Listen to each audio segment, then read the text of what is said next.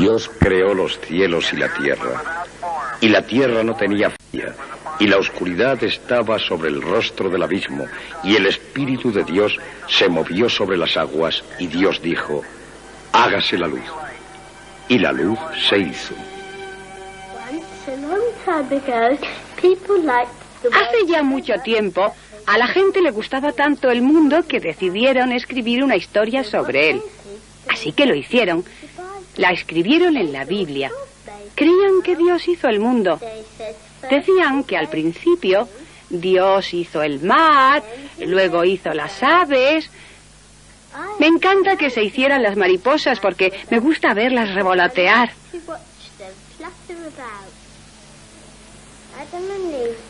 Adán y Eva vivieron en el jardín del Edén. El jardín era precioso. Por medio de las historias bíblicas de la creación y de Adán y Eva, pasamos a nuestros hijos nuestros valores religiosos y morales. Pero hoy también aprenden otra relación de cómo empezaron todas las cosas, la que cuenta la ciencia moderna. Esta tiene las pruebas de su parte y hace que Adán y Eva parezcan un cuento para niños. ¿Cómo ha ocurrido esto? ¿Cómo podemos contarles ambas que son hijos de Dios y que lo son de un proceso evolutivo? El mar de la fe.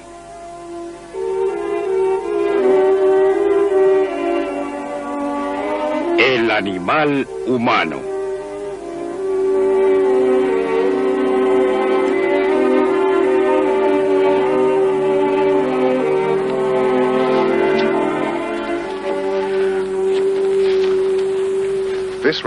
Este lugar bastante inverosímil es una de las no reconocidas y olvidadas cunas del mundo moderno. En 1793, un joven llamado William Smith llegó aquí para supervisar la construcción del canal que abastecería la cuenca carbonífera del norte de Somerset.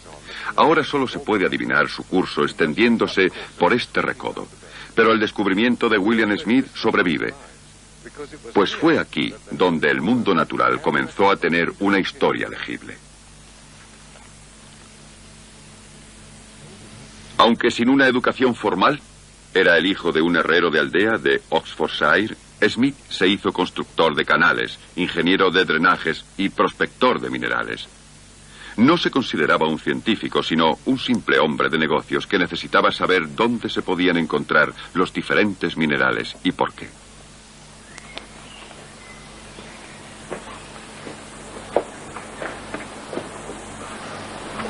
Un pozo de mina le proporcionó un profundo corte vertical en el suelo y un canal le dio otro a lo largo.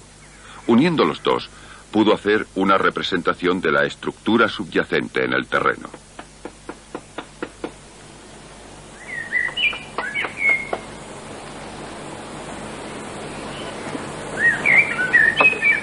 Smith anotó la secuencia de los estratos de roca allá por donde iba. Y también hizo algo más. Smith recogió fósiles a gran escala. Aquí, en este lugar, en lo alto del óclito inferior, recogió trigonios y un bivalvo. Más abajo, en el diásico superior, descubrió estos belemites enrollados. Y los fósiles nunca estaban fuera de su secuencia. Smith se llevó sus ejemplares y sus notas a sus habitaciones en la granja Rookburn, a la que más tarde llamó la cuna de la geología. En 1796, cuando tenía aún tan solo 27 años, había demostrado que la sucesión de rocas y fósiles era la misma por toda Inglaterra y Gales. Bien, otros antes que él tuvieron un atisbo de la sucesión de los estratos, pero nadie había logrado definirla. La superficie de la Tierra es como una tarta de varias capas que haya sido aplastada y arrastrada. Las rocas se alzan en una parte y son erosionadas en otra. La sucesión es difícil de leer. Entonces, ¿por qué lo consiguió Smith? Lo hizo porque realizó observaciones a muy gran escala. Pudo obtener, por ejemplo, una sección del terreno como esta que contiene 20 estratos y que va desde Bath hasta Salisbury y después hasta Southampton. Desde la marca roja y la arenisca pasando por la caliza hasta la creta y la arcilla. Pero lo que aún es más importante, Smith vio el significado de los fósiles. Después de todo, un organismo vivo no se producirá fuera del periodo de su existencia en la Tierra. La secuencia de fósiles proporciona una cronología, un criterio fijo. Con este criterio, Smith pudo definir la auténtica sucesión de las rocas, y ante él se abrió la perspectiva de una historia de la Tierra. La Tierra está formada, a la vez que gobernada, como las otras obras de su gran creador, según las leyes regulares e inmutables que se pueden descubrir por la industria y la observación humanas. Grandes proporciones de la Tierra, en tiempos rebosantes de animación, y los animales y plantas así magníficamente conservados en las partes sólidas del interior de la Tierra, son tan distintos materialmente de aquellos que ahora existen, que pueden ser considerados una nueva creación. Cada capa de las rocas debe ser considerada como una creación separada, o si no, cómo pudo ser formada la Tierra estrato sobre estrato y cada uno de ellos abundantemente provisto de una raza diferente de animales y plantas.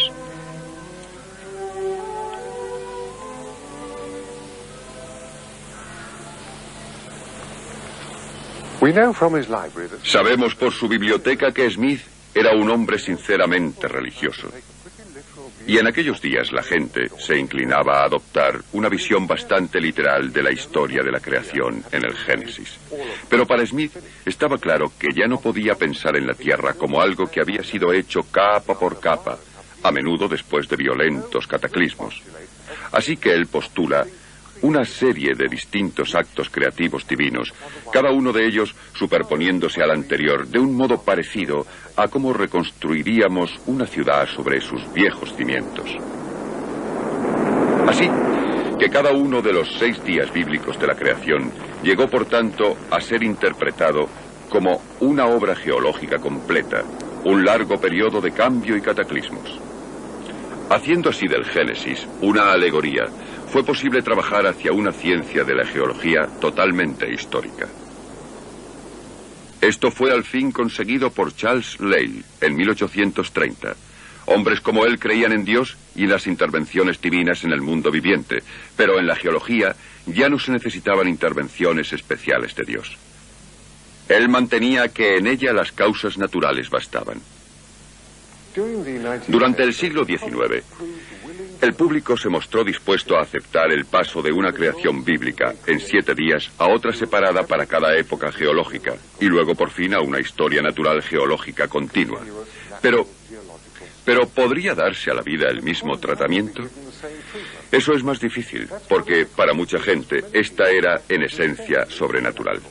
Solo se podía llegar a ser por el soplo del Espíritu Divino.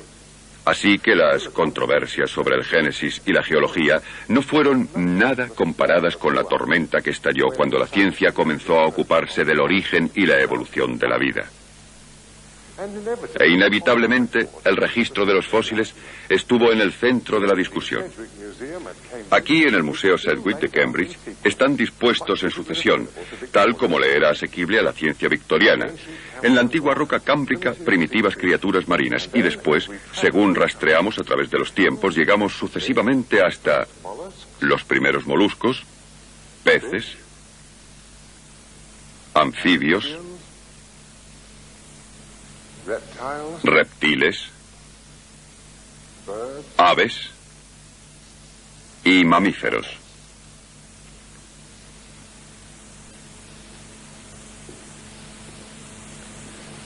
Los victorianos no tenían nuestros métodos de datación, pero era evidente que aquí debió existir una sucesión y desde luego una progresión de las cosas, viviendo en la Tierra a lo largo de un inmenso periodo. La tradicional escalera de la naturaleza, que se alzaba peldaño a peldaño desde los seres más inferiores hasta el hombre, se desplomó horizontalmente y se convirtió en una larga serie extendiéndose a través de los tiempos. Es evidente que la creación jamás quedó terminada y perfecta de una sola vez. Por el contrario, aún sigue su proceso. Y solo en los depósitos más recientes encontramos rastros del hombre. ¿Pero prueba todo esto la evolución? En los años 1830 el propio Charles Lyell no lo creía así. Después de todo, hoy día se puede ver cómo marcha el cambio geológico a gran escala. El cambio biológico no es tan obvio. Nuestra experiencia cotidiana más bien sugiere que las especies ya están fijadas. Así que él por el momento siguió pensando que Dios creó especialmente a cada especie cuando le llegó su momento y luego la puso en su ambiente más apropiado. Y toda su vida se mantuvo tajante en que la moral humana y las capacidades espirituales solo podían explicarse por una especial creación por Dios.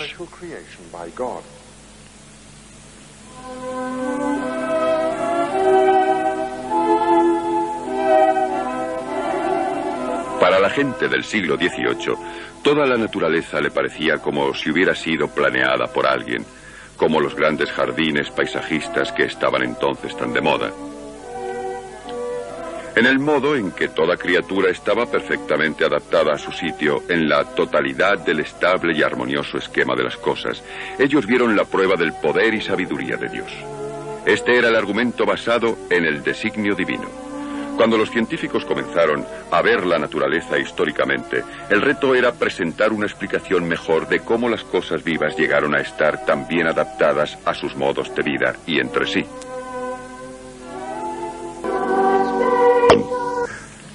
Cuando en 1836 regresó de su viaje en el Beagle, ya estaba cobrando forma en su mente la nueva comprensión de la adaptación. Se instaló en Londres unos años, paseando por sitios como el recién abierto zoo londinense. En julio empecé mi primer cuaderno sobre la transmutación de las especies. En marzo me quedé muy sorprendido por las características de las especies en el archipiélago de las Galápagos. Si nos dejamos llevar libremente por las conjeturas, entonces los animales pueden compartir nuestro origen. Tal vez todos procedamos de un antepasado común. Un pensamiento extraordinario, pero iba en contra de la idea clásica de la inmutabilidad de las especies. ¿Existían pruebas de que las especies pudieran cambiar? Bueno, había una, justo delante de nuestras narices. Todos nuestros perros domésticos tienen un antepasado común, al parecer el lobo. Simplemente, mediante una selección de la variedad que hay en las camadas de cachorros, los criadores humanos han creado, en solo unos miles de años, toda la sorprendente variedad de nuestras modernas razas de perros.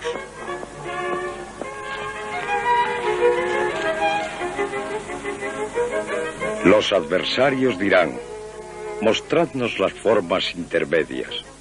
Yo responderé: sí, si vosotros me enseñáis todas las fases que hay entre el bulldog y el galgo.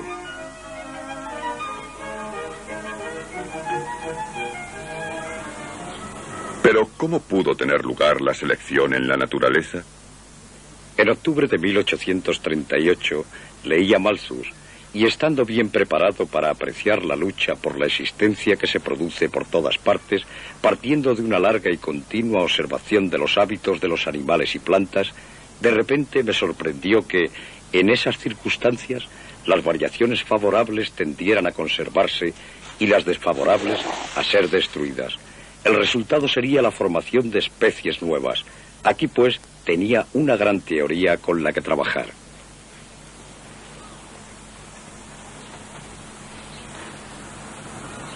Pero tendrían que pasar otros 20 años antes de que la teoría estuviera lo suficientemente elaborada para presentarla al mundo. En 1842, Darwin llevó a su familia a Down House, en Kent, para establecerse allí, y comenzó su cuidadosa y metódica tarea. Darwin escribió un esbozo de su teoría en 1842, un folleto en 1844 y un libro muy largo a partir de 1854. Finalmente, en 1859, apareció la cuarta versión con el título Sobre el origen de las especies. Después de una gestación de 20 años, el libro se había convertido en una argumentación cuidadosamente elaborada que se anticipaba a cualquier objeción que se le pudiera ocurrir al lector. Y El origen de las especies no es, de ninguna manera, un libro deliberadamente provocador. Darwin ni siquiera discute la evolución humana. Solo dice discretamente que el origen del hombre será aclarado. y hace la observación importante de decir que la psicología será en el futuro evolucionista. Habla de Dios como creador de todo el sistema de la naturaleza y de los primeros organismos vivos. Ni siquiera menciona sus pensamientos más oscuros sobre la crueldad de la naturaleza. En general, el tono del libro es optimista. Todavía tiene un cierto aroma de la antigua ciencia teológica de los sacerdotes naturalistas del pasado. Muchos científicos importantes y algunos clérigos liberales aceptaron rápidamente sus argumentos. Darwin tuvo sus aliados, pero ni él ni ellos pudieron hacer nada para alejar la furia que se cernió sobre su cabeza.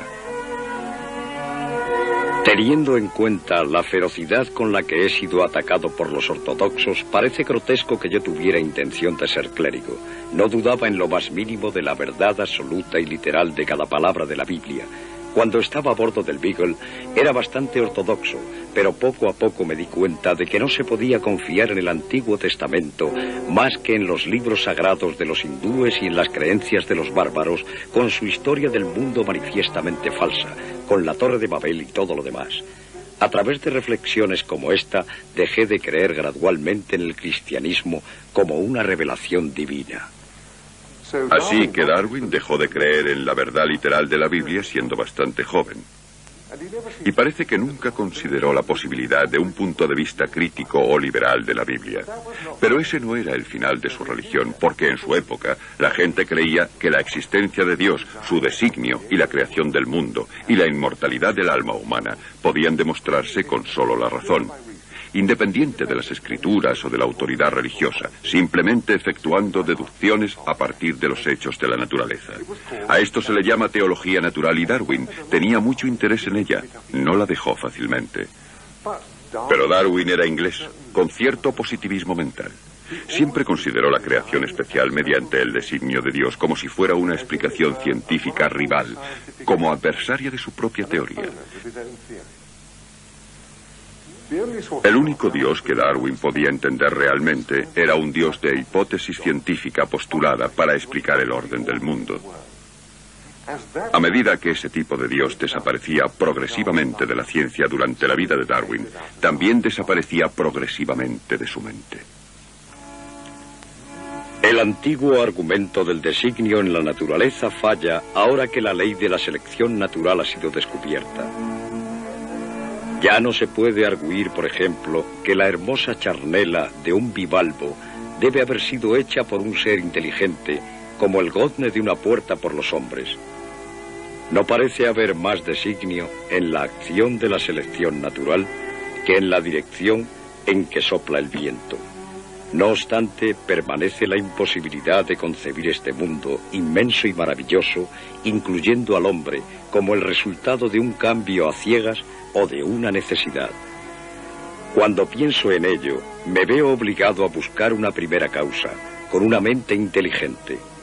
Esta conclusión estaba arraigada en mi mente en la época en que escribí El origen de las especies, y solo desde entonces, y a través de muchas fluctuaciones, se fue debilitando gradualmente. Pero entonces surge la duda. ¿Se puede confiar en la mente del hombre, la cual, como estoy plenamente convencido, ha evolucionado a partir de mentes tan rudimentarias como las que tenían los animales inferiores a la hora de extraer tan importantes conclusiones? No puedo pretender arrojar la más mínima luz sobre problemas tan difíciles de entender. El misterio del comienzo de todas las cosas es insoluble para nosotros, y yo, por lo menos, debo contentarme con ser agnóstico. Mucha gente siguió este lado más oscuro y agnóstico del pensamiento de Darwin. El proceso del mundo era amoral y el hombre estaba encerrado en él. No quedaba lugar para las ideas de una providencia benévola y de vida después de la muerte. Sin embargo, cuando era apremiado, el mismo Darwin reconocía que la evolución podría ser compatible con la fe en un creador. Dios tal vez había elegido esta extraña forma para darnos el ser. Así los cristianos liberales consideraban que Darwin enseñaba que la ley de la vida es el progreso a través de la lucha y el sufrimiento. No obstante, tanto para los optimistas como para los pesimistas, Darwin marcó un gran cambio en nuestros puntos de vista de la vida. Tal vez el cambio más profundo de todos sea el haber desterrado la antigua creencia de que nuestro verdadero hogar está en algún otro lugar que no es la Tierra. No somos, al parecer, almas inmortales solo temporalmente alojadas en estos cuerpos. Más bien somos productos de la naturaleza. Estamos insertos en ella. Somos de la Tierra y a ella volvemos. Así que el antiguo tipo de religión ascética que castigaba y reprimía la naturaleza humana en aras de una vida mejor en algún otro lugar, parece ahora vano. Y en efecto, los cristianos ya lo están abandonando en gran parte. La religión vuelve a la tierra. Ese es, tal vez, el impacto más profundo de la revolución de Darwin.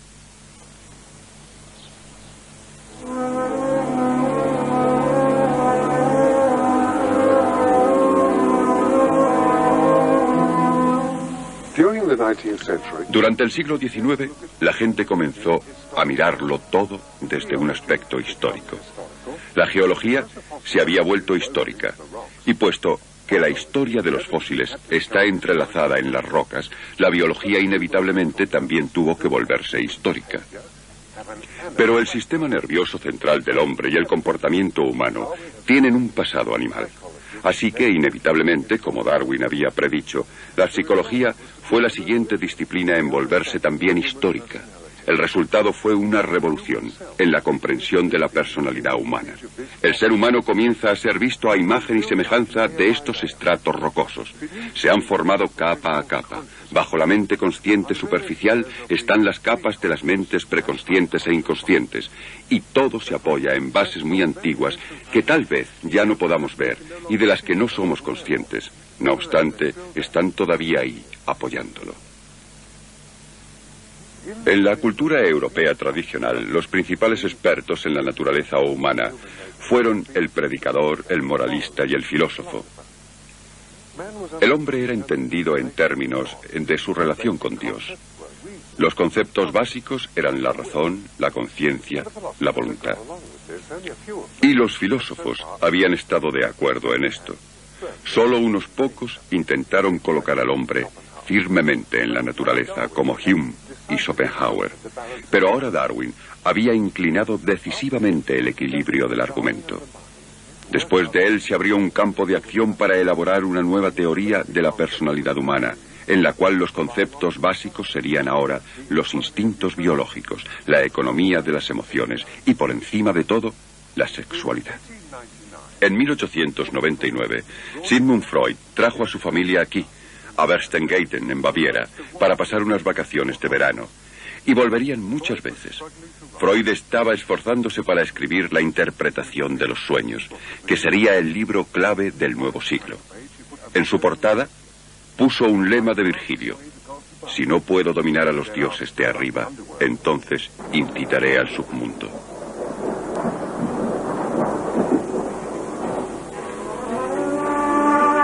Hay un lince en el tejado.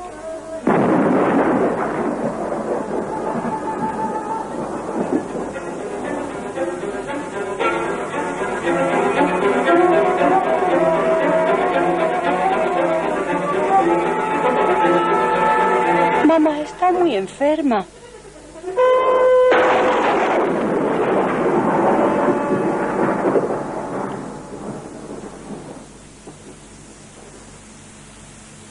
¿Cuál es el significado de los sueños? Los sueños son pensamientos, y Freud era un determinista que creía que todos los pensamientos tenían causas. Así que nuestros sueños debían tener un significado. ¿Cuál era este? Freud ya había llegado a la conclusión de que nuestros sueños satisfacen deseos.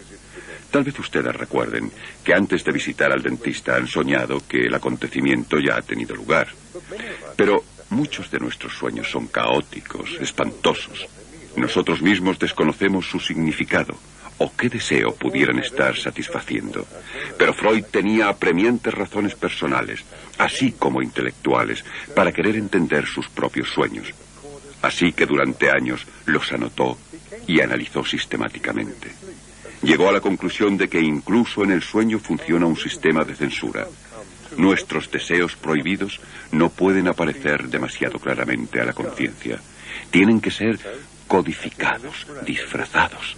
Así que, escribiendo en esta galería, en esta casa, en 1899, Freud se propuso descubrir la lógica de los sueños.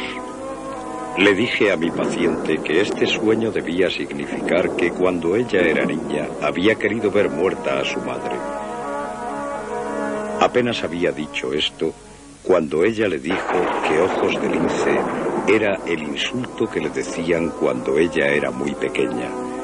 Cuando tenía 3 años, una teja del tejado cayó en la cabeza de su madre, produciéndole una gran hemorragia. El sueño revela un poderoso grupo de sentimientos de la infancia enterrados hacia el progenitor de su mismo sexo, identificación con ella, pero también un deseo de verla muerta, y luego la ansiedad y culpabilidad por ese mismo deseo. A este grupo de sentimientos, con el tiempo, lo llamó Freud complejo de Edipo, y estaba descubriendo en el análisis de los sueños el camino ideal para el conocimiento del inconsciente. A través de la interpretación de los sueños, estaba haciéndose una idea del funcionamiento más profundo de la mente humana. La idea no era totalmente nueva. El mismo Freud cita a Nietzsche. En los sueños, alguna arcaica reliquia de la humanidad se pone en funcionamiento, algo que ya no podemos alcanzar a través de un camino directo. En su nivel más profundo, la mente humana acuña metáforas mediante las cuales fabricamos a nuestro alrededor una envoltura protectora que nos proteja de la verdad fundamental de nuestra propia condición. Es irónico que la clásica declaración de Freud de primacía de lo arcaico y lo irracional en la mente humana hubiera sido escrita aquí, en Berchtesgaden, vigilado por el nido del águila, el símbolo de una fuerza que un día obligaría a Freud a dejar su casa de Viena para morir en el exilio.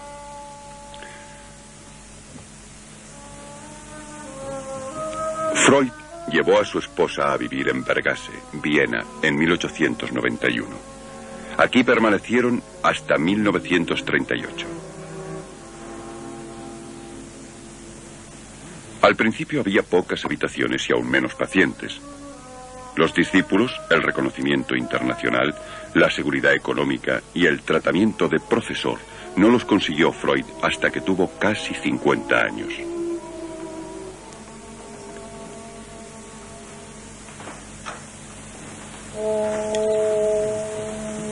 En la época de Freud, la gente que antes llevaba sus pecados a los sacerdotes empezaba ahora a llevar sus problemas emocionales a los médicos.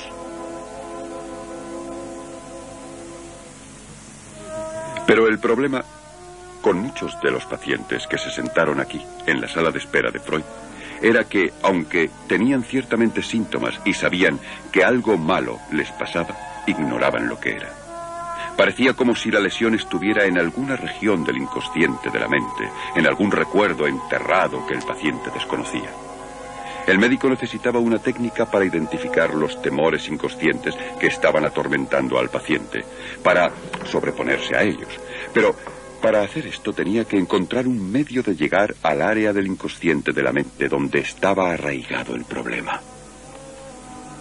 En la terapia psicoanalítica necesitamos que el paciente se ponga en un estado de tranquila autoobservación para luego comunicar todo aquello de lo que se da cuenta anteriormente, sensaciones, pensamientos y recuerdos. El médico escucha obligando al paciente a fijar la atención en ciertas direcciones y observa sus reacciones. Mediante dicho análisis siempre puede descubrir el propósito que hay tras el síntoma neurótico. En los cuentos de hadas hay espíritus malignos cuyo poder queda roto cuando puedes decir sus nombres que han estado ocultándote. Así con la neurosis pasa igual. Su existencia depende de la deformación y del disfraz. Cuando el acertijo se resuelve y la solución es aceptada por el paciente, dejará de existir. Cada día, desde las 8 hasta la 1, y luego desde las 3 hasta las 9, Freud se sentaba en esta silla fumando puros uno tras otro y escuchando a una sucesión de pacientes tendidos sobre el sofá. ¿Qué estaba haciendo? Freud a menudo se comparaba a sí mismo con un confesor o incluso con un exorcista. Pero él no estaba juzgando pecadores y no prometía tanto como estos habrían prometido. Aspiraba a actuar como un intérprete y a guiar al paciente a través del sufrimiento, al autoconocimiento y a la autoaceptación. Pretendía enseñarnos a sacar el mejor provecho de la vida. No prometía ningún tipo de felicidad perfecta y en este sentido es diferente a casi todos los anteriores maestros. Él considera todas las ideas de una salvación final como ilusiones nocivas. En la capilla del Hospital Psiquiátrico de Viena, el culto podría considerarse como una expresión de un deseo de curación y redención. No para Freud. Su hostilidad era implacable. La religión no era una forma de terapia, sino una enfermedad en sí. Las ideas religiosas son ilusiones, realizaciones de los más antiguos, fuertes e insistentes deseos de la humanidad. Al Dios creador se le llama abiertamente Padre. El psicoanálisis concluye con que Él realmente es el Padre, revestido de la grandiosidad con la que se apareció una vez al niño pequeño. La imagen del hombre religioso de la creación del universo es la misma que la de su propia creación. La fuerza emocional de este recuerdo, imagen y la naturaleza duradera de la necesidad de protección son los dos soportes de su creencia en Dios. Esto es lo que constituye la raíz de todo tipo de religión, un deseo del Padre. Pero el mundo no es una guardería infantil. Poderes oscuros, insensibles y poco amables determinan el destino humano y el sistema de recompensas y castigos que, tal como la religión gobierna el mundo, parece no tener existencia. Consideramos las enseñanzas religiosas como reliquias neuróticas y ahora podemos argumentar que ha llegado el momento de sustituir los efectos de la represión por el funcionamiento racional del intelecto. El rechazo de Freud de la visión cristiana del hombre no podía haber sido más completo. Él era una especie de científico racionalista victoriano que quería aumentar el control del ego consciente racional, pero su pensamiento dejó un escape. Toda su vida se sintió fascinado por lo arcaico y coleccionó estas maravillosas estatuillas orientales, primitivas y clásicas. Las consideró como si revelaran algo de la mente inconsciente. Él sabía que el inconsciente es la auténtica dinamo de la personalidad. Y es mucho más antiguo y más grande que el consciente, y piensa en aspectos míticos, mágicos y religiosos. Es la intención en nosotros de la mente religiosa arcaica. Y un seguidor de Freud podría muy bien decirse a sí mismo: ¿por qué está Freud tan preocupado con su racionalismo? Sin duda, para conseguir la integridad humana, lo que necesitamos es un matrimonio entre el consciente y el inconsciente. Tal vez el inconsciente solo parezca amenazador y desordenado, porque nos hemos apartado tanto de él, pero en realidad lo necesitamos. Aquí tal vez esté el germen de un nuevo entendimiento de la religión. Freud tuvo un seguidor cuyo pensamiento iba por estas directrices. Era Carl Gustav Jung. Casi 20 años más joven que Freud, Jung era hijo de un pastor protestante suizo. Ya había tenido éxito aplicando y desarrollando algunas de las ideas de Freud cuando los dos se conocieron en 1907 y se hicieron amigos íntimos. Pero en 1912 los profundos desacuerdos sobre la posición central de la sexualidad en la teoría de Freud y sobre el lugar de la religión llevaron a una ruptura completa y dolorosa. Jung se instaló en esta casa de Kuznach, cerca de Zúrich, donde ejerció como psicoterapeuta el resto de sus días. La inscripción que colocó encima de su puerta proclamaba su punto de partida personal.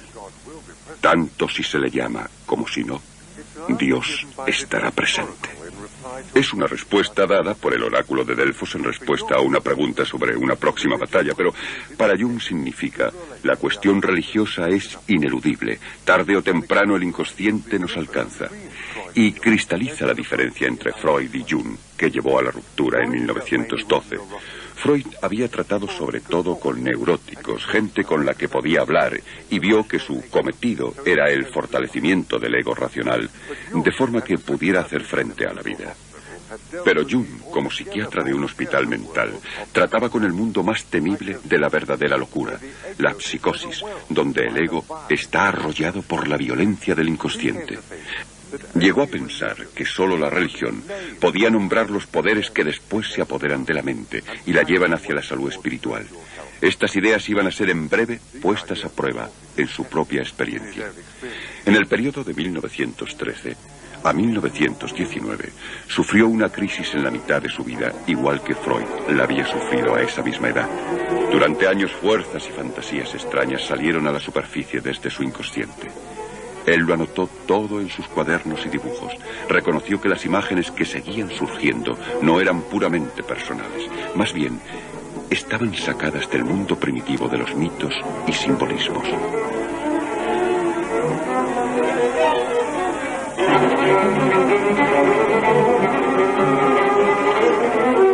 Pero, ¿cuál era el significado de esta violenta erupción?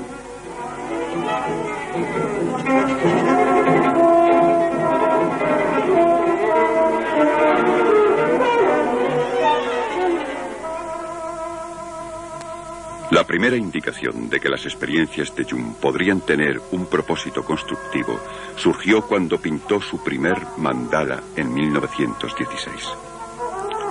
La figura es una especie de diagrama de la vida espiritual, más conocido en el budismo del Himalaya, aunque se encuentran figuras similares en muchas otras religiones, incluyendo el cristianismo.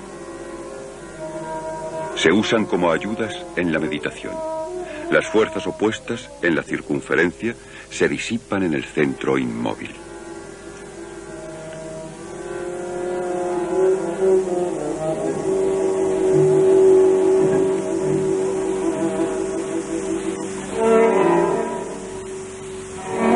Así que el enfoque de Jung a la terapia está basado en una visión más optimista del inconsciente. Dejadme que os cuente una historia que ocurrió hace mucho tiempo. Me enviaron a una joven paciente que sufría de insomnio incurable. Era una profesora que había terminado con éxito sus estudios, pero que vivía en constante temor de cometer errores. Había llegado a un estado insoportable de tensión espasmódica. Intenté explicarle que la relajación psíquica era necesaria, que yo, por ejemplo, me relajaba navegando en el lago, dejándome llevar por el viento, que esto era bueno para uno y necesario para todos. Pero pude ver por su mirada que no lo entendía. Entonces, mientras hablaba de navegar y del viento, oí la voz de mi madre cantando una nana a mi hermana pequeña como solía hacerlo cuando yo tenía 8 o 9 años.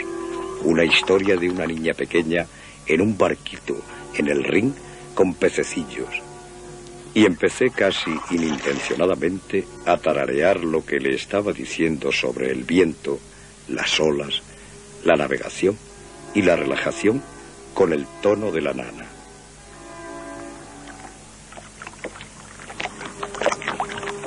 Pude ver cómo ella quedaba encantada. Años más tarde su médico me dijo, ella volvió curada y yo siempre he querido saber qué había hecho usted. Todo lo que ella pudo decirme fue una historia sobre la navegación y el viento y nunca pude conseguir que me dijera qué le había hecho usted realmente. ¿Cómo iba a explicarle que simplemente había escuchado algo dentro de mí mismo? ¿Cómo iba a decirle que le había cantado una nana con la voz de mi madre? Un encantamiento como este es el tipo de medicina más antiguo, pero todo ocurrió más allá de mi entendimiento. Pasó algún tiempo hasta que pensé en ello racionalmente e intenté llegar a las leyes que había detrás. Ella fue curada por la gracia de Dios.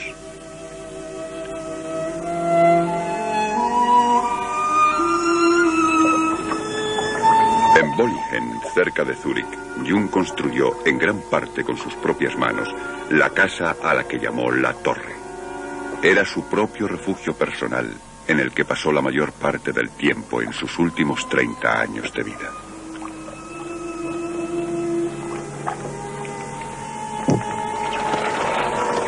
Irse a La Torre era un acto de recuerdo. puesto que Jung se retiraba a un lugar que era, en sí, una expresión de su propia psique en piedra. Aquí todo tiene su historia y la mía. Aquí hay un lugar para el reino ilimitado del interior del mundo y de la psique. No hay nada que moleste a los muertos, ni luz eléctrica, ni teléfono. Yo mismo enciendo la chimenea y la cocina. Por las tardes enciendo las viejas lámparas. No hay agua corriente y saco el agua del pozo. Corto la madera y hago la comida. Esos actos sencillos hacen al hombre sencillo. Qué difícil es ser sencillo. En Bollingen, el silencio me rodea casi audiblemente y vivo en modesta armonía con la naturaleza. Surgen en la superficie pensamientos que se remontan a través de los siglos. Desde el principio pensé que la torre era, de algún modo, un seno materno, en el cual podía ser lo que fui, lo que soy y lo que seré. Me dio una sensación como si volviera a nacer en piedra. A veces siento como si me esparciera sobre el paisaje y dentro de las cosas, y yo mismo viviera en cada árbol, en las nubes, en el paso de las estaciones. Nosotros, los hombres modernos, tenemos que hacer frente a la necesidad de redescubrir la vida del espíritu. Debemos experimentarlo de nuevo por nosotros mismos. Es la única forma de romper el encantamiento que nos une al ciclo de los acontecimientos biológicos. Diferentes pensadores fijaron un límite entre la ciencia y la religión de distintas maneras. Jung la fijó en la frontera entre la mente consciente y la inconsciente. Siempre aceptó que las ciencias naturales nos dan nuestro único conocimiento del mundo físico exterior. Pero hay otro mundo, también un mundo común, el mundo interior de la psique. Se expresa a sí mismo en el lenguaje de los mitos, y para Jung la religión trata de ese mundo interior y del cometido de armonizar el mundo interior con el exterior. Toda su vida hizo objetos con el fin de expresar y articular sus mitos interiores. He aquí uno que hizo en 1958 cuando tenía 83 años. Una figura de una mujer primitiva que significa el ánima, el principio femenino de su propia psique, acercándose para sacar leche de una yegua, leche que da vida. Se espera con ansia la era de Acuario, cuando el principio femenino será dominante, una era que está bajo la constelación de Pegaso, el caballo. La psique de Jung está profetizando el futuro. No sé tales ideas literalmente. Más bien, ve nuestros sueños, nuestras fantasías y nuestro arte como portadores de mensajes desde nuestra psique que nos señalan el camino de nuestra propia realización espiritual futura. Las 3 secciones de la torre, completada, representaban para Jung la Trinidad y las 3 partes del alma. Su corazón, la sala de meditación privada de Jung, está todavía cerrada con llave. Más abajo, el patio abierto significa la naturaleza. Todo el complejo constituye la cuaternidad de Jung, la armonía en 4 partes, su símbolo favorito de la integración. No sorprende que el enfoque de Jung de la religión haya sido criticado. Desde su punto de partida, todas sus ideas religiosas son igualmente válidas como expresiones de la vida psíquica humana. Y todas las verdades y objetos religiosos son simplemente psicológicos. Así que esto le llevaría a senderos bastante extraños, no solo a la astrología, sino también a la alquimia y al gnosticismo. Y en sus obras completas nunca habla de Dios como de algo más que la imagen de Dios en la psique humana. De todos modos, dentro de esos límites, Jung pudo hacer mucho. Y en respuesta a las acusaciones de ensimismamiento o misticismo, él respondía que lo que más necesita nuestra era es un redescubrimiento de la vida de la psique. Llegó a decir que estaba realizando un servicio público al retirarse a su torre. No solo dejó la puerta abierta para el mensaje cristiano, sino que lo consideró de mucha importancia capital para el hombre de Occidente. No obstante, ha de ser visto bajo una nueva luz, de acuerdo con los cambios aportados por el espíritu contemporáneo. De lo contrario, se aparta de los tiempos y no tiene efecto en la integridad del hombre. La idea de Dios es una función psicológica absolutamente necesaria de una naturaleza irracional que no tiene nada que ver con la cuestión de la existencia de Dios. El intelecto humano nunca podrá responder a esta pregunta, y mucho menos dar ninguna prueba de Dios. Además, tal prueba es superflua, ya que la idea de un ser divino todopoderoso está presente en todas partes, inconsciente cuando no conscientemente, porque es un arquetipo. Por tanto, considero más acertado reconocer la idea de un Dios conscientemente, porque si no lo hacemos, convertimos a alguna otra cosa en Dios, generalmente algo bastante inapropiado y estúpido que solo un intelecto iluminado puede maquinar. ¿Y creía usted en Dios? Oh, sí. ¿Y ahora cree en Dios? Ahora... es difícil de responder. Lo sé. No necesito creer. Lo sé.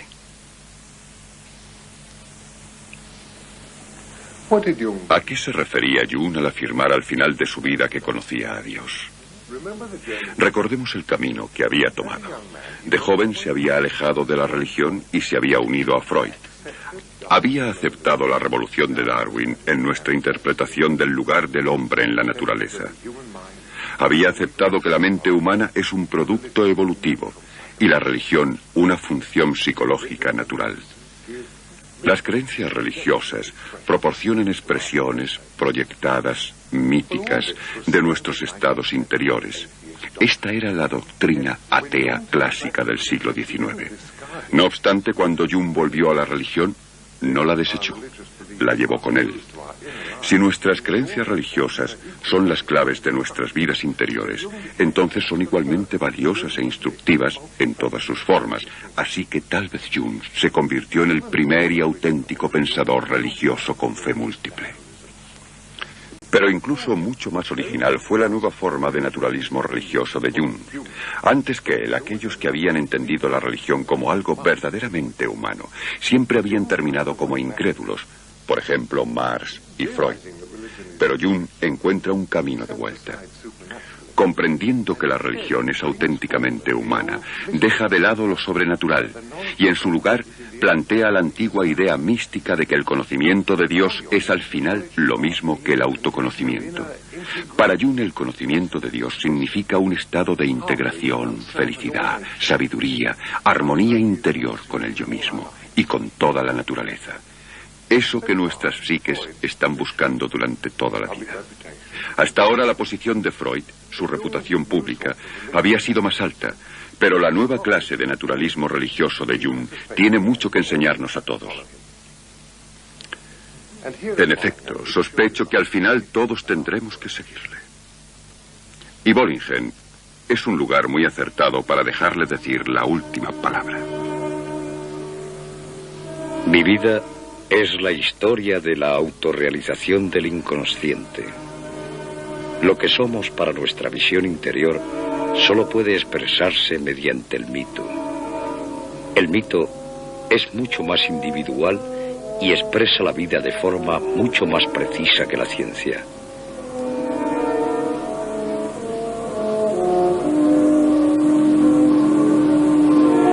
Por eso, me he decidido a contar mi mito personal. No podemos hacer ningún juicio final sobre nosotros mismos o sobre nuestras vidas. En el fondo, nunca sabremos cómo ocurrió todo. La vida del hombre es un experimento dudoso, es un extraordinario fenómeno solo en términos numéricos. Individualmente, es tan breve que es literalmente un milagro el que algo pueda existir y evolucionar. Al final, los únicos acontecimientos de mi vida que merecen la pena contarse son aquellos en que el mundo imperecedero irrumpió en este transitorio. Todo lo demás, en comparación, ha perdido importancia. Solo puedo entenderme a mí mismo a la luz de los sucesos interiores. Estos son los que constituyen la singularidad de mi vida.